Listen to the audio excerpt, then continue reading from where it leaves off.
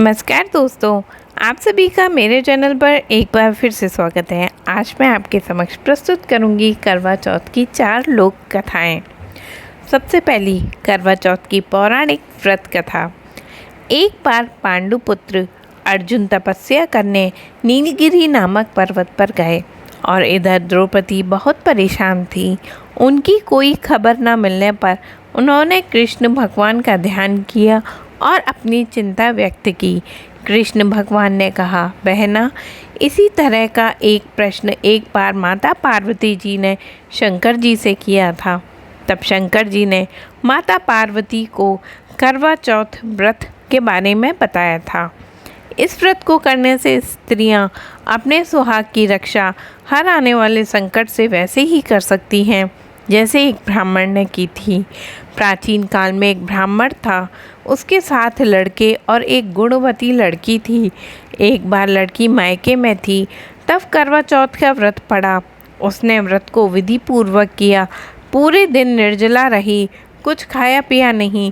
पर उसके 7 भाई परेशान थे कि बहन को प्यास लगी होगी, भूख लगी होगी, पर बहन चंद्रोदय के बाद ही जल ग्रहण करेगी।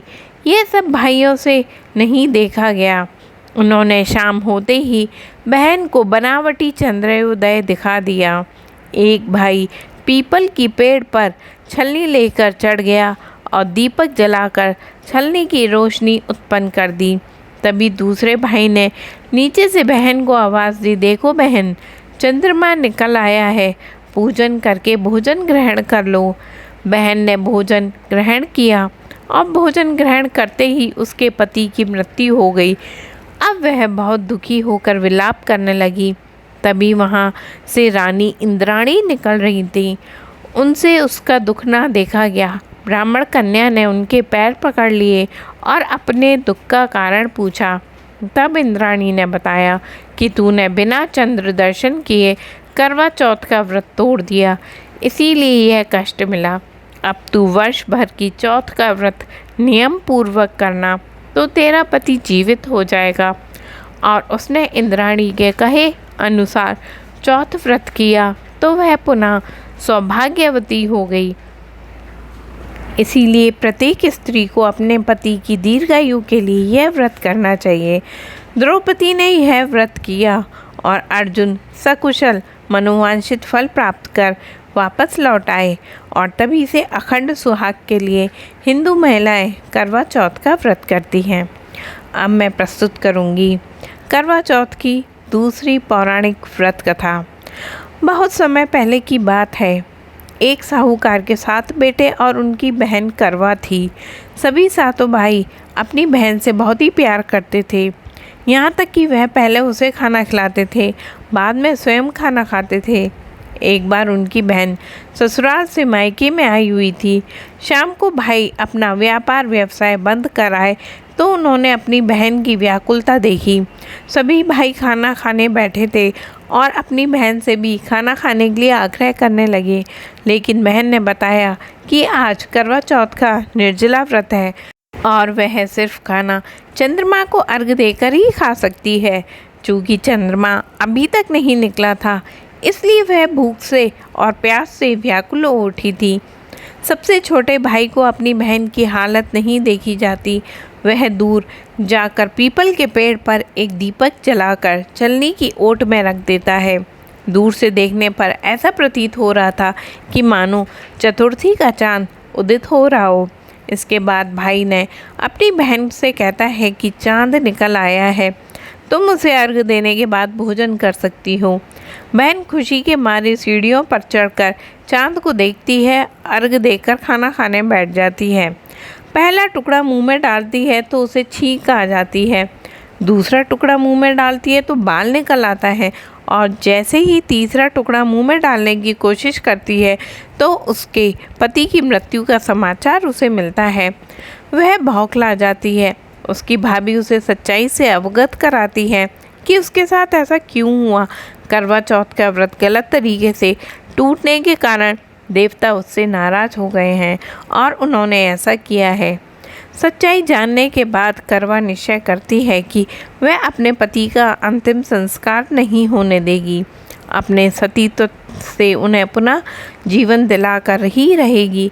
वह पूरे 1 साल तक अपने पति के शव के पास बैठी रही, उसकी देखभाल करती रही। उसके ऊपर उगने वाली सुई नुमा घास को वह एकत्रित करती जाती है।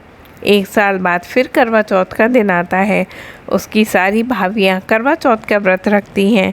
जब भाभियाँ उससे आशीर्वाद लेने आती है तो वह प्रत्येक भाभी से यम सुई ले लो, पियर सुई दे दो, मुझे भी अपनी जैसी सुहागिन बना दो, ऐसा आग्रह करती है। लेकिन हर बार भाभी उसे अगली भाभी से आग्रह करने के लिए कहकर चली जाती है। इस प्रकार जब छठे नंबर की भाभी की बारी आती है तो करवा उससे भी यही बात दोहराती है।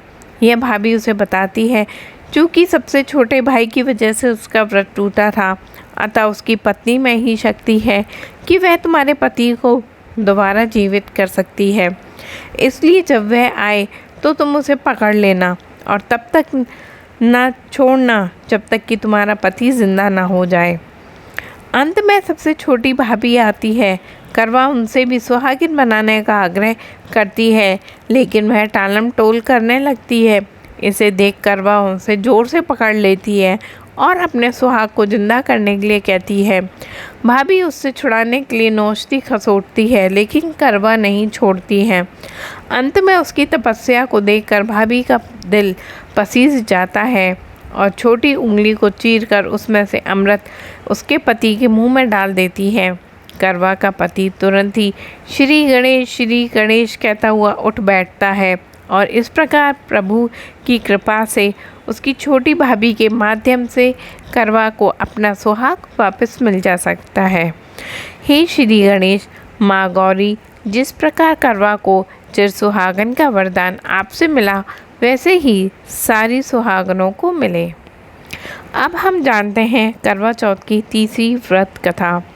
इस कथा का यह सार है कि शाक प्रशस्तपुर वेद धर्मा ब्राह्मण की विवाहिता पुत्री वीरवती ने करवा चौथ का व्रत किया था। नियमानुसार चंद्रोदय के बाद भोजन करना था, लेकिन उसे भूख सहन नहीं हुई। वे व्याकुल हो उठी। उसके भाइयों से अपनी बहन की व्याकुलता नहीं देखी गई, अतः उन्होंने भी पीपल की आड़ में आतिशबाजी का सुंदर प्रकाश फैलाकर चंद्रोदय का नाटक कर दिया और वीरवती को भोजन करा दिया। परिणाम यह हुआ कि उसका पति तत्काल अदृश्य हो गया। अधीर वीरवती ने 12 महीने तक प्रत्येक चतुर्थी को व्रत रखा और करवा चौथ के दिन उसकी तपस्या से उसका पति पुनः जीवित हो गया। अब मैं आपके समक्ष प्रस्तुत करूंगी करवा चौथ की चौथी पौराणिक व्रत कथा। पुराणों के अनुसार करवा नाम की पतिव्रता धोबिन अपने पति के साथ तुंगभद्रा नदी के किनारे स्थित एक गांव में रहती थी। उसका पति बूढ़ा और निर्बल था। एक दिन जब वह नदी के किनारे कपड़े धो रहा था, तभी एक मगरमच्छ वहाँ आया और धोबी के पैर अपने दांतों में दबाकर यमलोक की ओर ले जाने लगा। वृद्ध पति यह देख घबराया। जब उससे कुछ कहते नहीं बना तो वह करवा करवा कहकर अपनी पत्नी को बुलाने लगा। पति की पुकार सुनकर धोबिन वहाँ पहुँची तो मगरमच्छ उसके पति को यमलोक पहुँचाने ही वाला था। तब करवा ने मगर को कच्चे धागे से बांध दिया। मगरमच्छ को लेकर यमराज के द्वार पहुँची। उसने यमराज से अपने पति की रक्षा करने की गुहार लगाई और साथ ही उसने यह भी कहा कि मगरमच्छ को उसके इस कार्य के लिए कठिन से कठिन दंड देने का आग्रह किया और बोली, हे भगवान, मगरमच्छ ने मेरे पति के पैर पकड़ लिए। आप मगरमच्छ को इस अपराध के दंड स्वरूप नर्क भेज दें। करवा की पुकार सुन यमराज ने कहा, अभी मगर की आयु शेष है, मैं उसे अभी यमलोक नहीं भेज सकता। इस पर करवा ने कहा, अगर आपने मेरे पति को बचाने में मेरी सहायता नहीं की तो मैं आपको श्राप दूंगी और नष्ट कर दूंगी। करवा का यह साहस देखकर यमराज भी डर गए और मगर को यमपुरी भेज दिया और साथ ही करवा को और उसके पति को दीर्घायु होने का आशीर्वाद दिया। तब से कार्तिक कृष्ण की चतुर्थी को करवा चौथ व्रत का प्रचलन आया, जिसे आधुनिक युग में महिलाएं अपनी पूरी भक्ति एवं श्रद्धा से करती हैं और भगवान से अपने पति की लंबी आयु की कामना करती हैं। और इस तरह से करवा चौथ व्रत की पौराणिक कथा यहाँ पर समाप्त होती है। आप सभी का दिन मंगलमय और शुभ हो और भगवान की कृपा आप पर बनी रहे।